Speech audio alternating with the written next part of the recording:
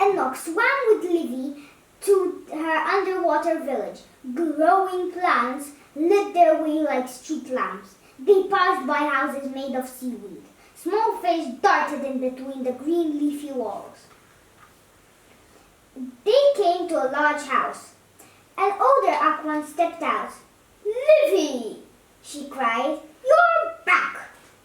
Her name was Benny. She was the leader of the Aquans. Aquans information. Aquans are excellent swimmers. They can breathe both in and out of water. They are a friendly alien race, but they are wary of strangers. Habitat. Aquans live underwater in seaweed houses. Diet. Aquans eat a mixed diet of fish and seaweed.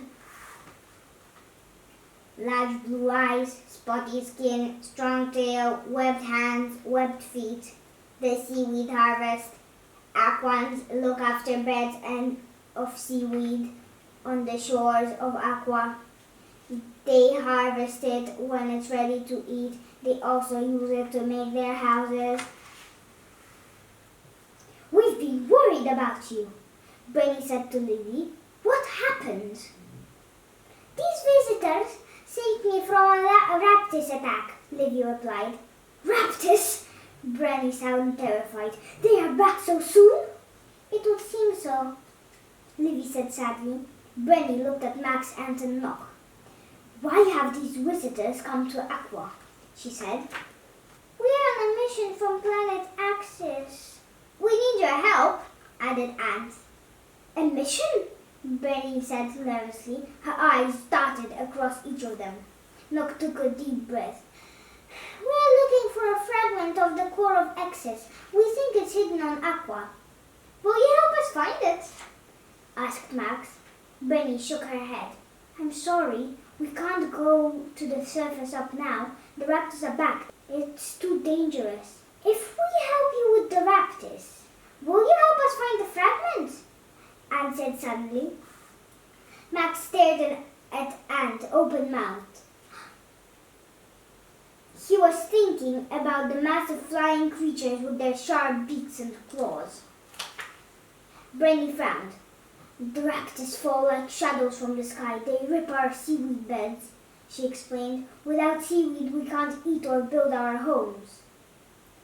We never know when an attack is coming. How can you stop them?" We'll think of something," Ant said bravely. Benny held out her hand. "Then we have a pact." Ant shook her hand. "The raptors are cruel," Benny said. "You will need courage. If you succeed, then we'll help you find the fragment."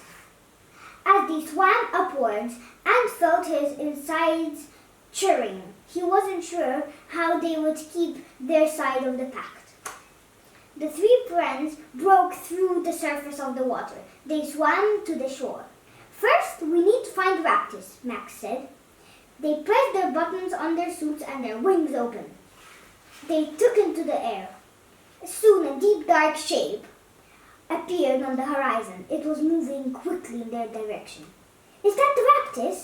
said Ant. "Looks more like a storm cloud," said Nock. Just then they heard a deep rumble of thunder. The wind picked up the salty rain and began to fall. "Stay together!" Max shouted. They flew close together as the wind blew them this way and that.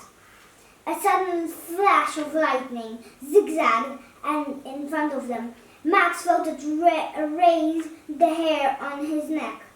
The lightning shot in all directions. It hit their watches.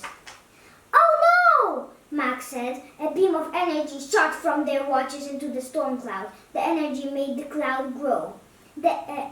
It got bigger and bigger. The whole sky went dark.